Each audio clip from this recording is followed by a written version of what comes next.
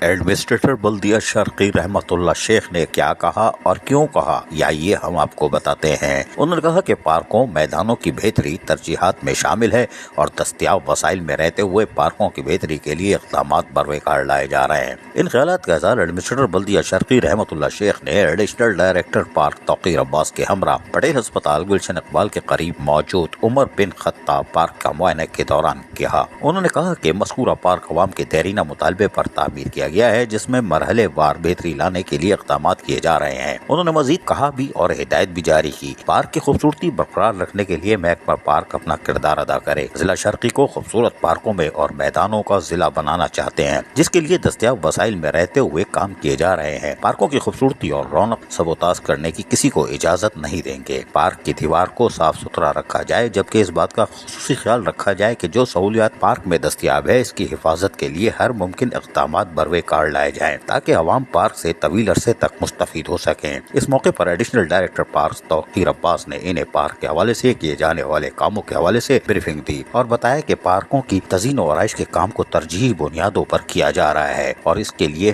یقینی طور پر ہر ممکنہ کام اور وسائل کو استعمال میں لا رہے ہیں۔ یہ بات تو انہوں نے کہہ دی، تاہم ایڈمنسٹریٹر بلدیہ شرقی رحمتullah شیخ نے جہاں تمام تر ہدایتیں جاری کی، وہیں جو کہا تھا کہ ہم اس کو پارک اور میدانوں کا بلدیہ شرقی بنانا چاہتے ہیں، اس پہ توقیر عباس جھٹکا کھا گئے تھے۔ تاہم انہوں نے بتایا کہ میدانوں کا مطلب میدان آباد ہوں گے، یعنی فٹ بال کرکٹ کھیلی جائے گی، ایسا نہ ہو کہ آپ سب کچھ میدان بنا دو۔ یقینی طور پر توقیر عباس مطمئن ہوئے، کوئی بات نہیں۔ عزیز عارف، KBS بلدیاتی نیوز کراچی۔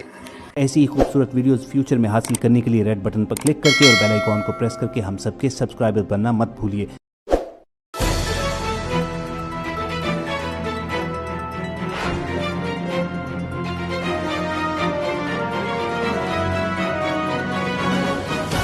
KBS بلدیاتی نیوز